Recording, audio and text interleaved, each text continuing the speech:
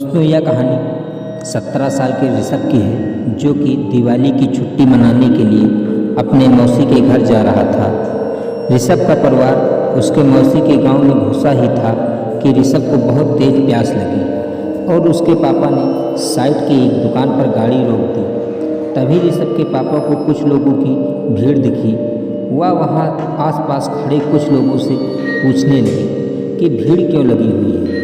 कोई कुछ जवाब देता उससे पहले ही ऋषभ की नज़र भीड़ के बीच में पड़ी एक औरत की लाश पर पड़ गई। उस लाश को देखते ही ऋषभ को ऐसा लगा कि कोई परछाई उसे छूकर गुजर गई हो। तभी ऋषभ का ध्यान सड़क पर पड़े उस औरत के सजने और संवरने के सामान पर गया। उसने सबसे पहले नज़र चुराते हुए एक कड़ा उठा लिया। इतनी ही देर में ऋषभ के पापा उसे बुलाने लगे। उसने जल्दी से वहाँ कड़ा अपनी पॉकेट में रखा और वहाँ से चला गया। अपनी मौसी के घर पहुँचने के बाद ऋषभ सबसे लगा उसके घर वालों को लगा कि वह सड़क पर लाश को देखकर डिस्टर्ब हो गया, पर ऋषभ का ध्यान अभी भी उसके पास रहे उस कड़े पर था।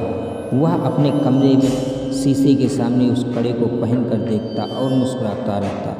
एक दिन जब ऋषभ अपने कमरे में उस कड़े को पहनकर खड़ा था तो उसका मन किया कि वो पूरी तरह से लड़की बन जाए। वह अपने दोस्त के पास गया।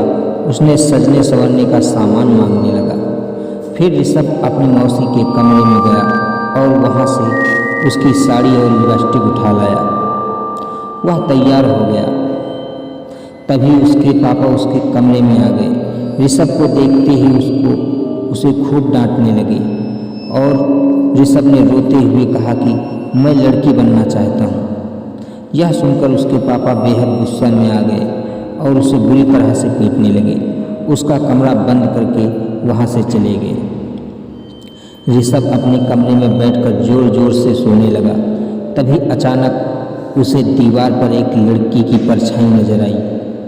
धीरे धीरे वह परछाई उसकी तरफ आने लगी। ऋषभ वह परछाई देखकर थोड़ा घबरा हो गया।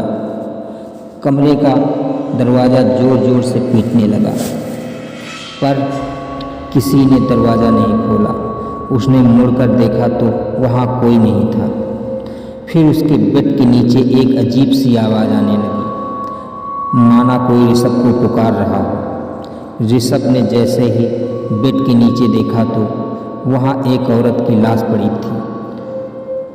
उसी दिन ऋषभ को सड़क पर दिखी वही लाश उसने देखा। वो बहुत डरावनी लग रही थी। औरत उसकी ओर रगड़ते हुए और ऋषभ में समा गई। वह बेहोश हो गया।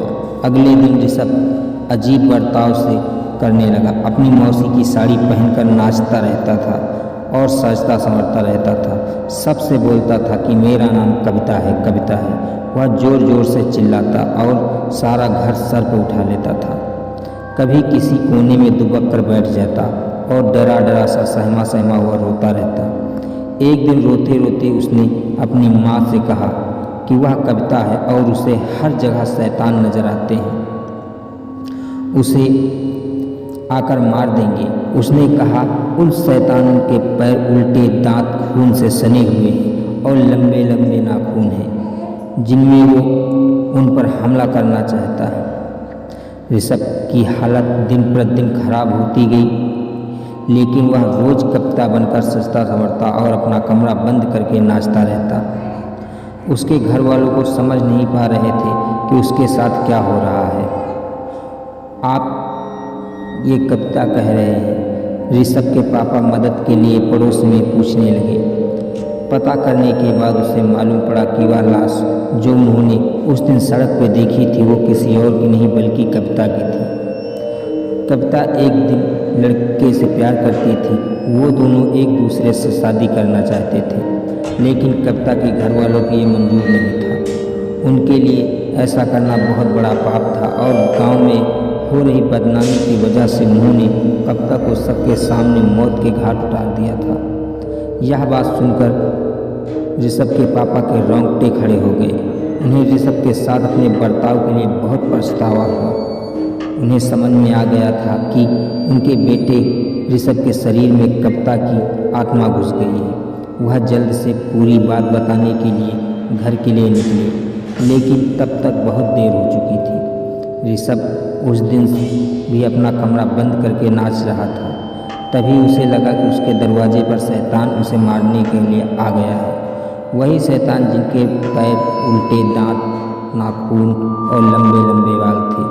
ऋषभ घबराहट के मारे जोर जोर से चिल्लाने लगा, बल्कि उनके घर वालों ने जब दरवाज़ा तोड़कर अंदर देखा तो ऋषभ का पूरा शरीर अकड़ चुका था। वह तुरंत उसे अस्पताल लेकर गए और डॉक्टरों ने बहुत कोशिश की उसे जिंदा तो बचा लिया। जब ऋषभ के पापा को यह कविता की कहानी के बारे में बताया तो पूरे परिवार वालों को तो बहुत दुख हुआ। उन्होंने कविता के लिए प्रार्थना किया। जब उन्हें ऋषभ के पास वो कड़ा मिला, उन्होंने कविता की कप के साथ उस कड़ा को भी वहीं पर गाड़ दिया। कुछ दिन बाद ऋषभ बिल्कुल ठीक हो गया। आज उसे कविता के बारे में कुछ भी याद नहीं, लेकिन कविता की तरह कई ऐसे लोग हैं